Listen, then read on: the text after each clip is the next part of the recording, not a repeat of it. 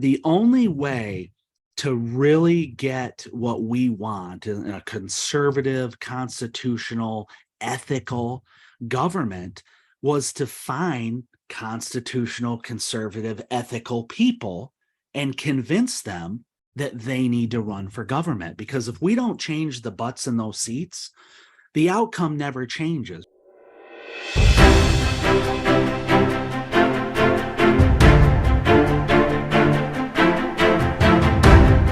Hello, everyone. I'm Brandon Lewis, founder of the Tennessee Conservative News, the volunteer state's largest conservative news alternative. And I'm excited because today we are joined by Kurt Riley. Kurt is the chairman and the founder of Sumner County Constitutional Republicans, which is a grassroots family of patriots whose mission is finding, recruiting, training, and helping these patriots win elections in the last 5 years. This organization has endorsed candidates, and those candidates have won 31 out of 41 races, which is amazing. I'll be speaking to this group on Saturday. Some of you will hear this before I'm there, but most of you won't, and there will be weeping and gnashing of teeth. But nonetheless, I will be in other places the rest of the year. But this group has done something quite phenomenal. And you know that a group has done something phenomenal when it is attacked by the liberal media, as this group has been. Welcome to the program, Kurt. I'm glad to have you on here. Brandon, thank you so much. It's just an honor to be here. And thank you so much for what you do as a patriot here in Tennessee to bring, conservative awareness in many forms across this great state and our country. And I can't thank you enough for being a true patriot. Well, you're very kind. I do the best I can, such as it is. I love speaking to conservative GOP and patriot groups.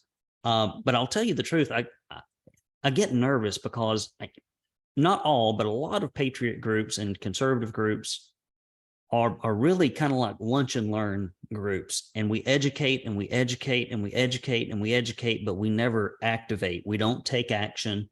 And then in particular, we've got these huge constraints around genuine GOP organizations, meaning the county party, where they can't get involved in primaries. And so we've got this issue where groups just pat anybody on the back who has an R beside their name, even if they vote with Democrats, even if they go against the party platform. It used to be being a conservative or a Republican was about the platform, not the person, not the politician, but that's devolved in our state. So talk a little bit about, what you have been able to do to be politically impactful. Your organization has done this in spades. Talk about the origins of your group and why it was assembled. Yeah. Kind of what you mentioned there when you said, and I've been a part of that, where we've been a part of groups where it's like you just get together, educate, rah, rah, rah, and everybody goes home. But nothing actually gets accomplished. And I think, where this really started for a lot of us is, I moved here. I'm getting close to 20 years now. And, I got involved in local government, basically. I didn't have streetlights in my neighborhood, right? And I was like, why don't I have streetlights, right? I built a brand new neighborhood and there's no streetlights. And I started going to our local city meetings, and I ran into other folks that were there, and it was, kind of just a handful of people, and they all had issues. And what seemed to happen is that when we would address our government with our grievances, it was like, we were told to go home and pound sand. And it's like, wait a second, you work for us. And, a bunch of us, I ended up joining another local group here in town back in I think it was 2007 when I got involved. And again, it was one of those groups where, we did some things, but it wasn't really an action-based group. And a lot of us got together and we were frustrated with government, and we thought we were going to hold them accountable by showing up at the meetings, speaking at the podium, sending them emails, talking to them afterwards. And I hate to say it, but like over the course of about 10 years, we sort of realized like, we're not really getting anywhere, right? We get lip service from these folks, and it's the same type of person. I've always said that it seems like bad people are generally attracted to government. And the good folks, when you approach them and you say, Brandon, you ought to run for, what? Oh, not me. They don't want me up there. And it's like, well, that's why we have these people. And it became very clear to me, and I think others, that the only way to really get what we want in a conservative, constitutional, ethical government was to find constitutional, conservative, ethical people and convince them that they need to run for government. Because if we don't change the butts in those seats, the outcome never changes, right? It's the same lip service. It's, you're going to meeting after meeting trying to get things accomplished and you're not getting anywhere. So it's kind of like I had a light bulb moment. And there were others saying, like, we got to do something different. We need an action group. And that's really what started this, was like, I really came to believe that I could build this brand and this organization that was grassroots, that could focus on me convincing, and it takes a lot of convincing. Patriots, they don't want to be in government, right? Really good, ethical, moral people see government and they're just like, that's not for me. I don't like government. I want to be left alone. I want to go in the woods and live my life. And what becomes abundantly clear, I think, to everybody is that government will never leave you alone, right? If you don't take an interest in politics, Brandon, politics will take an interest in you. And that's a message that I started communicating. And I knew so many great patriots. And I thought, man, that guy would be great, as a alderman, or this lady would be awesome as a county commissioner. And that's when I realized, because my background is in cybersecurity, and I specialize in cyber, and I work in sales as well. So I sell cybersecurity solutions. I felt like I could sell patriots on the idea that if they don't govern, then we get Nancy Pelosi, right? And that was kind of like the tactic that I used. Many of these people were like, I'm not smart enough, Kurt. I don't have the time. I just don't, I don't know. And they really needed confidence. And what we thought we could do as an organization is we could come together with a bunch of patriots that had immense talents, and we could build kind of this group that could, provide like a support system to people, to get them to understand that not only can you run and you're smart enough, but we have people here. I mean, we've got marketing people, English majors, cybersecurity, web design, marketing. I mean, you name it. Like, we had all these talents. And I'm like, if we could just take these talents and put them together and then go out and find, Susie Q, and convince her, if you can run, we will help you. We will teach you. We will train you. We'll tell you everything you need to do. And that's what we started doing. And right away, people are like, you know what? There's an organization that will do that. You'll help me, Kurt. You'll get people. And we're like, yeah. And all of a sudden they were like, okay, I'll do it. And the next thing we've got one person. Now we've got 3 people. Now we've got 5 people, and we, bam, I like to say I tricked them. I tricked 41 people into running for office because they're patriots. And they're like, I don't want to do this. But it's like, our founding fathers believed that we as patriots, we have to stand up and serve, and we have our time, and we serve, and we come home. And I thought that if I could convince these folks that it was their time to serve, and we could change the butts in these seats, Brandon, that's when I realized that is where I think we can really start to institute real change.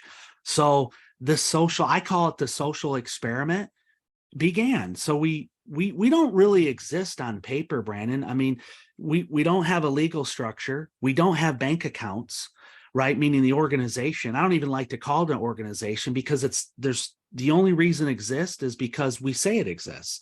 Be like me saying Bob's got a bridge club that plays on Thursday night, and he's got a Facebook group. That's what we do, right? So we realize that you can build a brand, right, without a corporate structure, because of things like Facebook and Twitter and those type of tools, and email, and regular mail, all these things. You realize you can build a following and brand. You've done the same, right?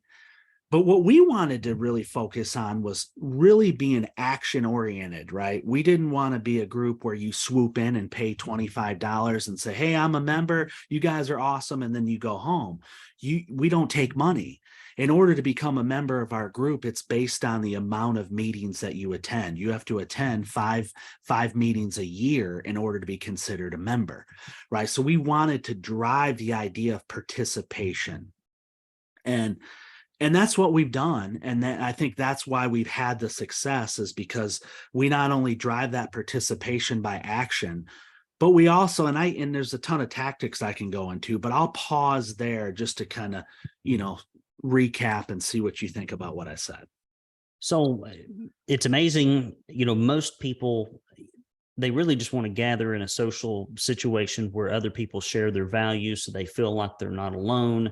And it just kind of becomes this hopeless echo chamber of disappointment with conservative groups, especially in Tennessee, because we, as I've made this point time and time again, all the money comes from left-leaning corporations. They fund our party at the state level. They fund our party leadership. We know this from the Follow the Money report.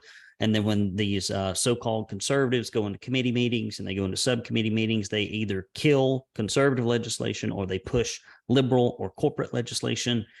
And there's this huge conflict in our state between what Republican grassroots, not even grassroots activists, but just your average Republican primary voter wants, and then what is delivered based upon what corporate interests want. And when those two things fight, the primary voter, often because they're uneducated and disorganized, they lose this battle time and time again. And it happens at the state and at the county and the local level as well. So if you are in, let me just ask you a question. If you're in one of these groups and you're an individual, because this message will not resonate with all people.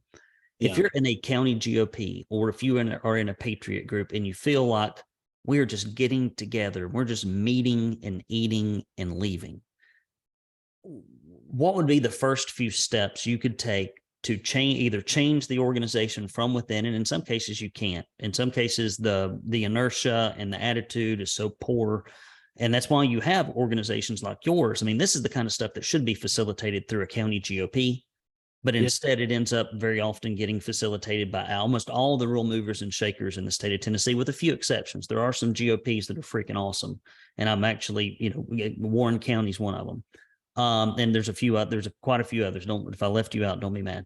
Sure. But there's very few that actually get anything done. They're just very ceremonial. They very much carry the water of the politicians in their area, regardless of their record.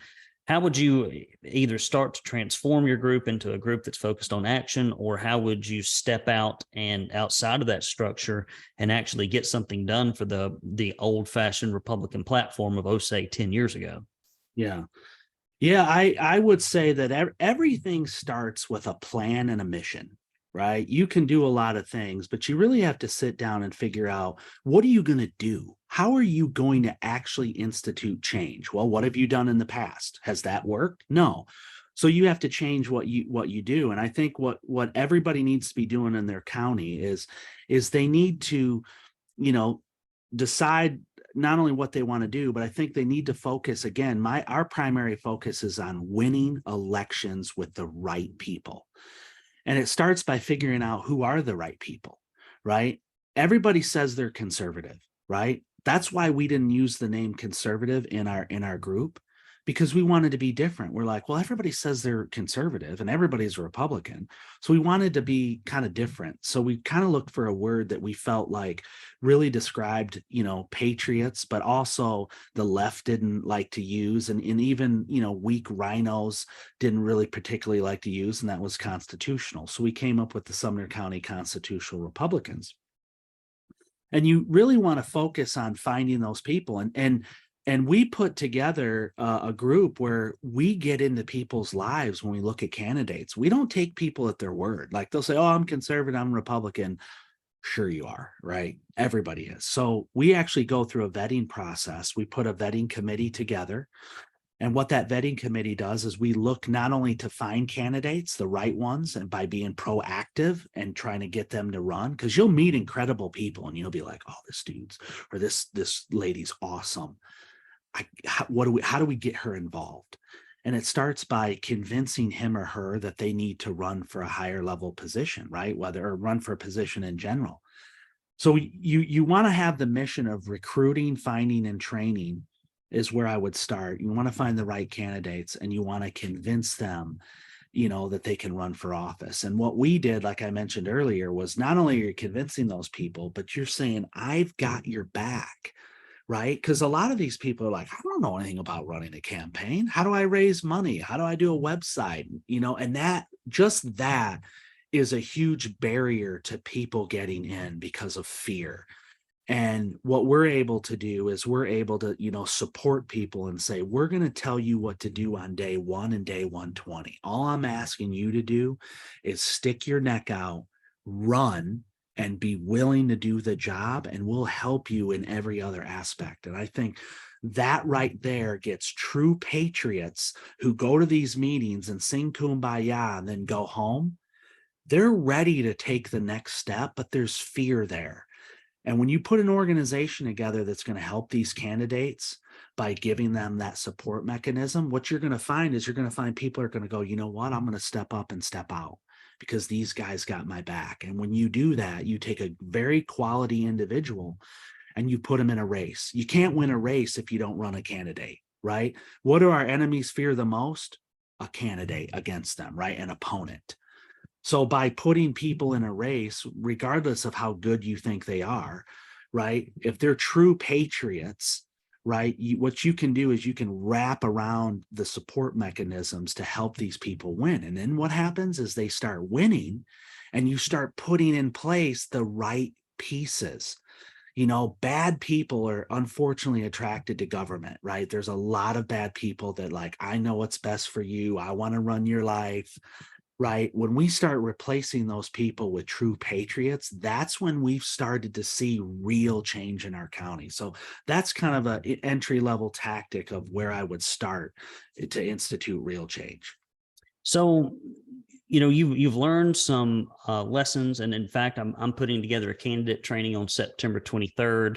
I've got some experts, a few that are coming in from out of state, people that are very recognized folks.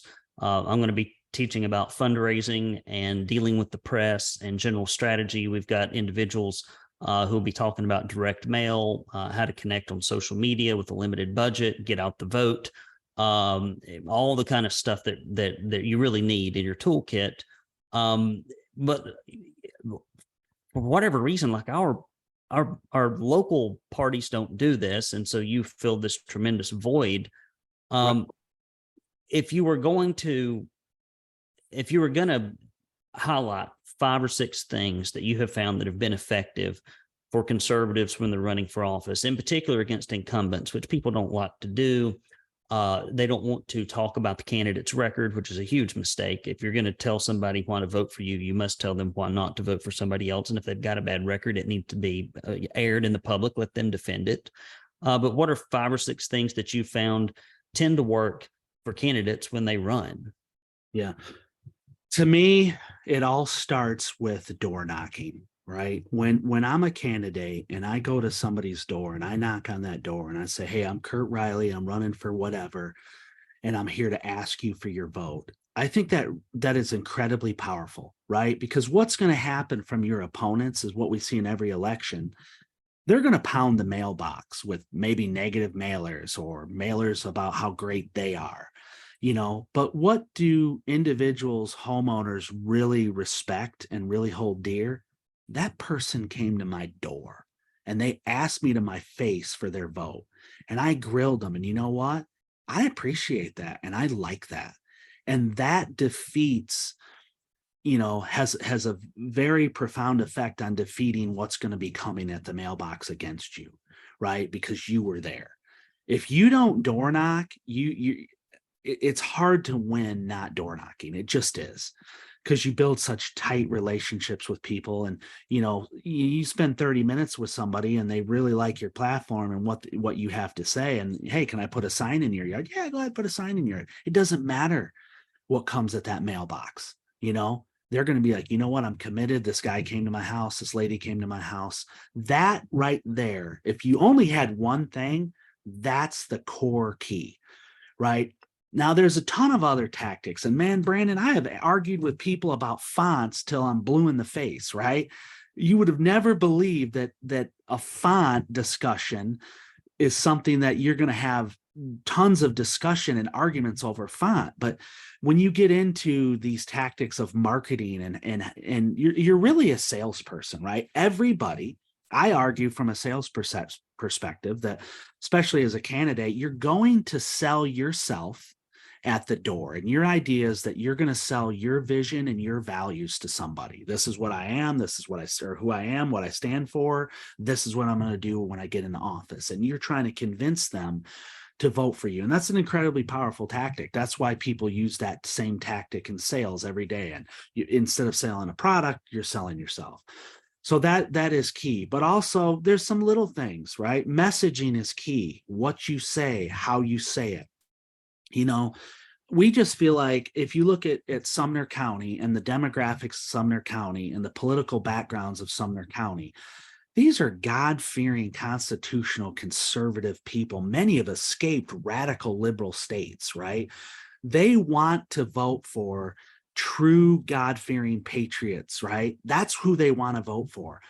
But the problem that they have is they come here and they cannot tell friend from foe, because everybody here is a Republican, right? Everybody here is conservative.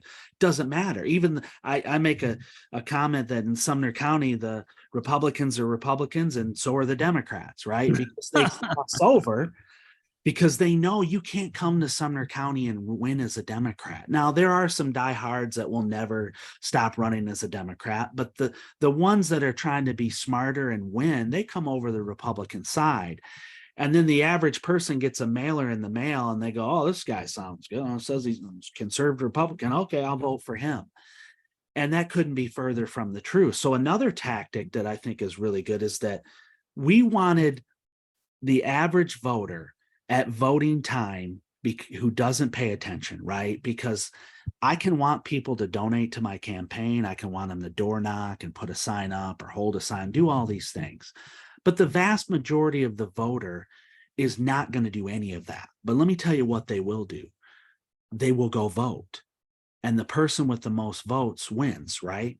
So I've always said that if you build a brand like we've built and you condition Susie to think, okay, I don't know who to vote for. I don't know these people. Is this guy good? Sounds good.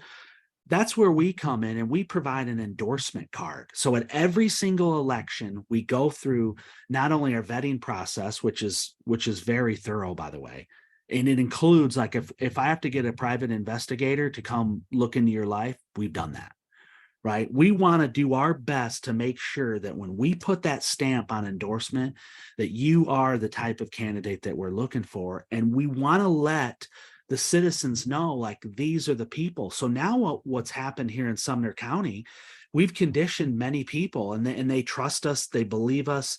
They know that we are doing our homework.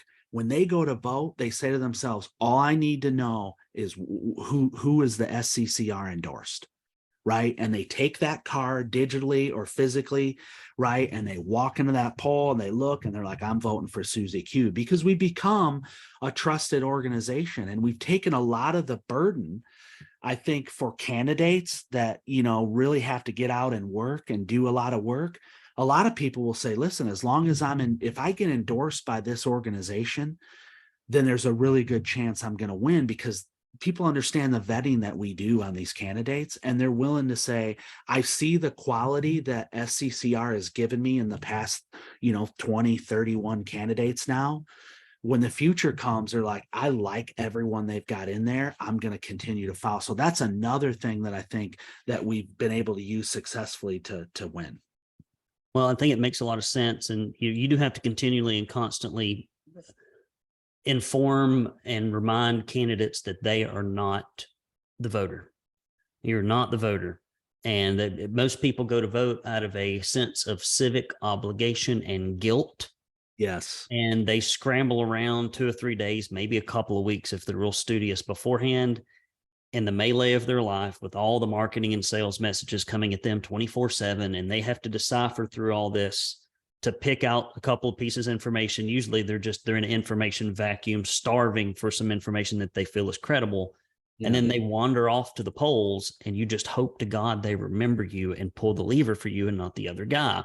And so it is, as you mentioned, it is a massive marketing and sales undertaking. When you become a candidate, you really become a telemarketer, a door-to-door salesman, and a Mary Kay party thrower. That's right. That's what you become. And it's very difficult for people that have ran large businesses that have been successful to, in many ways, demean themselves to go through that and subject themselves to the criticism that comes along.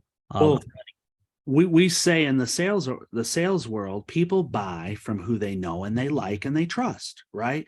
So if we've built an organization that has a vetting process that produces trustworthy candidates that do the right thing, our citizenry are going to continue to buy because they know that we're doing the vetting, the real work. We're finding candidates, we're training them, and we're not perfect, right? Nobody's perfect. And we ask a lot of our patriots and our members to give a lot of grace. That governing is not easy. Governing is full of very hard decisions sometimes. And it's easy for us, Brandon, to sometimes swoop in and want to just clobber people because maybe they didn't quite vote the way we wanted, where is the line? If they're 96%, conservative voting record, is that good enough, right? Is that not good enough? So I think the point is that not everybody's perfect. We all make mistakes, but we got to give grace, right? And through this process, we will get a much better, higher quality, higher ethical candidate to run and govern. And I think that's what we all want. Guys, help support our work. Somebody else is not going to do it. But about 95% of our subscribers and listeners think that they will, which is why and how we get into a position where we are outnumbered 80-1 in the volunteer state as it relates to conservative news outlets versus the corporately funded ones. Why don't we have more conservative news outlets, Brandon? I'm such a good patriot. I'm on social media all day. Well, what have you done in the last 30 or 60 days to actually help? For the most part, about all you can do to help us is to write a check and send it to the Tennessee Conservative at 1523 East 27th Street, Chattanooga, Tennessee, 37404. Those of you who do that know who you are, and I'm exceptionally and extremely thankful. But I got checks. I came in. There's like checks. People mail checks. I'm so excited. We need it. Our poor little bank account stays at the same level all the time. It doesn't go up and it doesn't go down. And I don't take any money out of it. So if I can do this for free, you can definitely pay a little bit and chip in. Your monthly support really helps. Or you can go to TennesseeConservativeNews.com/support. And if you give any amount, you'll get this bumper sticker that says, "Stop feeding the rhinos, please.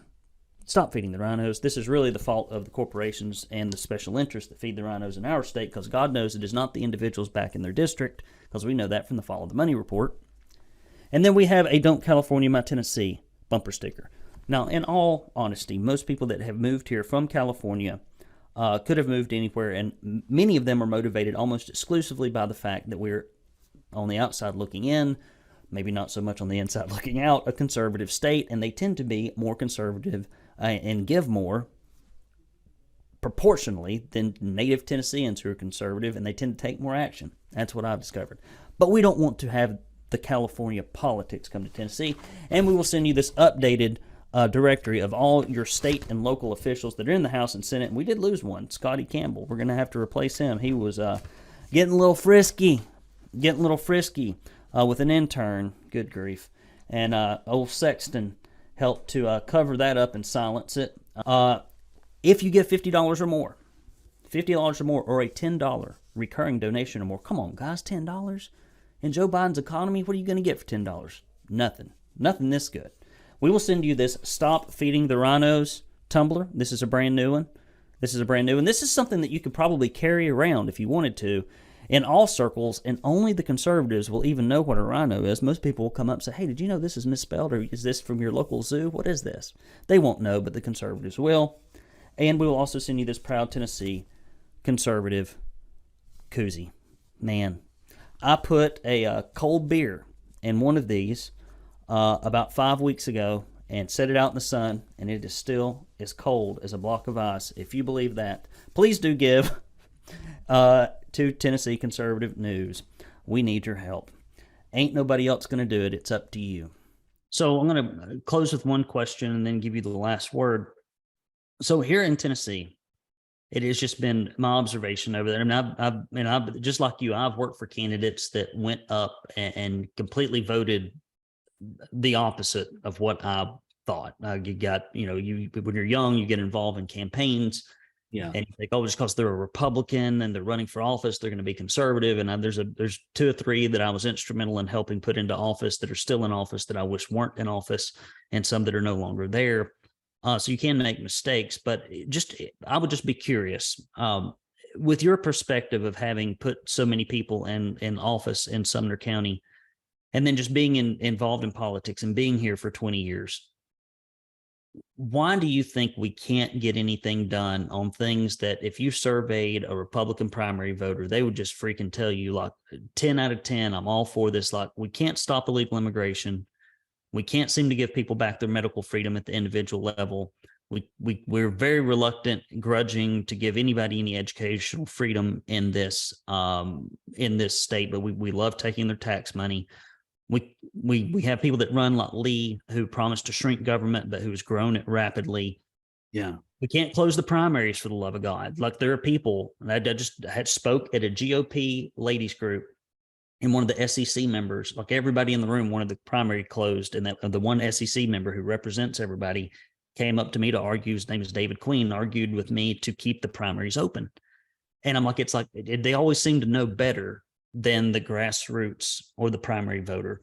What is that? How is that come into reality? How does that exist? Because it just seems like it shouldn't be able to. Well, I'll say this again, and this is just how I see it. We still haven't put the right people in the seats. We think we have. That's the problem, is that we think that we have. But we like to use a term in SCCR we call wolves, right? We want wolves, not somebody that just says, well, I'm Republican and I'm conservative. The GOP, it's like, if you go to the GOP meetings, they're going to ask, they really want one thing. Are you going to vote Republican? Yeah. Okay, come on in. That's their litmus test. Right. And how do they determine if you're bona fide? If you voted Republican, that's all they care about. So you're not going to get a quality candidate that is in those seats if you don't go through a process. And what we're trying to do and what we believe in is not only do we have 31 people in office, but our plan is to take these 31, right, and graduate them. Right. So now they're county commission, they're aldermen. Eventually, many of us believe we want them to be state reps, state senator, US, whatever. The sky's the limit for these folks. But you have to start building and grooming the right people in the first place. And until we start doing that all across, I mean, we'll do what we have to do, and I always say, I'll take care of Sumner County, Brandon, I need you to take care of, your county and all these other counties. If we all do that and rise up and graduate the right people from day one, we will have such a large pool of amazing patriots to pick from that when they get up there and it's time to stop illegal immigration, you will have a true wolf that's actually going to do it and not give you lip service because they're not really a true conservative. So that's my theory on it. Well, and hopefully at some point in the future, I would like to, because I've done this previously, but it's been several years. I've also put on training for grassroots organizations and Republican organizations, because they lack the mission. They lack the measurable outcomes. And when you have an organization that lacks mission and lacks outcomes, and if they don't understand the inputs that create the outputs, you do just have this kind of organization that kind of just goes wherever the wind blows, and it's not anchored and there's no vision. And then that's also the kind of organization that attracts the worst type of membership. It's just folks that know that if I come here and eat, that's the only responsibility I'm going to have. But like you said, the folks that you ask something of them, expect something of them, require something of them, going toward a mission and an outcome, that's when you find the people that are really talented. Yeah. And I would add this is another thing that I found really effective.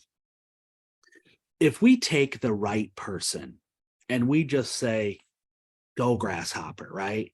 They go out into the world and they become the next senator. And then we just like, okay, go do a good job. And then we go over here and just like, we don't stay attached to that person at the hip. Remember, when these people get into office, they're going to have incredible influence, right? It's called lobbying, as we know. They're going to have a lot of influence from a lot of people to do the bidding of others. Hey, Ford wants to move to Tennessee. We need some help. They want some things. Well, wait a second. Do you work for Ford or do you work for me?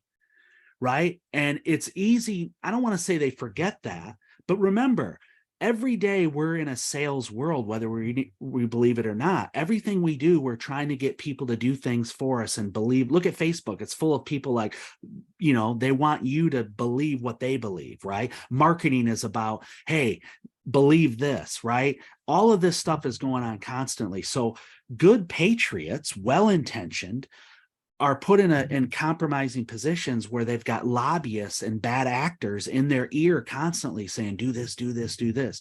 That's where we have to be as an organization. We have to be there too. Hey, man, remember you ran because you're one of us. You're focused on what we care about, the citizenry. Remember us, right? You have to stay close to these people, and they have to know that you're watching them. And that, listen, if you're not one of us, that's okay. You don't have to be a part of our group, right? But if you're going to come and be a part and tell us you're a part, we expect that at the end of the day, you're going to do the will of the citizen and not what corporations want. And we have to stay close to those people. We as a group, not just me. Everybody has to stay close. They have to say, hey, we're watching you. These are our friends. These are our members, right? But we've got to hold each other accountable. What do we do in the church, right? What do we preach in the church? We preach accountability, right? As men and women, right? I need an accountability partner. Brandon, you hold me accountable. Watch my back. I'll hold you accountable, right? And we get a team of people that are always watching our back, because we slip, we're sinners, right? We live in a fallen world. We need those people in our lives that are going to keep us grounded. And that's important when you're putting people in office, to know that they have somebody that's watching their back, both from an accountability standpoint and just being there to help guide them as they need that, and not letting some lobbyist pull them into a corner, slip them some money and convince them to do the wrong thing. So, well, this has been a fantastic interview, and you have hit so many points that I frankly get tired of telling people myself. So it's always good to have somebody else from another perspective that sees things similarly to I do, because it is the very operational, tactical, real world of politics. You've been very kind with your time. Can't wait to see you on Saturday morning and your group. I'll give you the last word. Well, listen, thank you. I would just tell your listeners that at the end of the day, it takes real action and stepping out of your comfort zone and to make real change in America, right? It's easy to get together and go on Facebook and complain and call your buddies and complain. But if you really want to change America, you have to get organized. We've always said Democrats are way better at us sometimes, it seems like, at getting organized, right? We have to get better at organizing. And I think that if you're an American patriot that's starving for real change and you're looking for a way to institute real change, it starts with action. We don't have bank accounts. We don't raise money. You come to me and want to give me money, I tell you to go give it to a candidate, right? So you can do so much and become incredibly powerful as a citizen just by saying, I'm going to go out in the world and get active, and I'm going to find my calling, whether it's running, convincing others to run, or bringing my talents to the pool. Hey, Kurt, I'm an English major. I can help, craft any message or do spell check or, what grammar, whatever.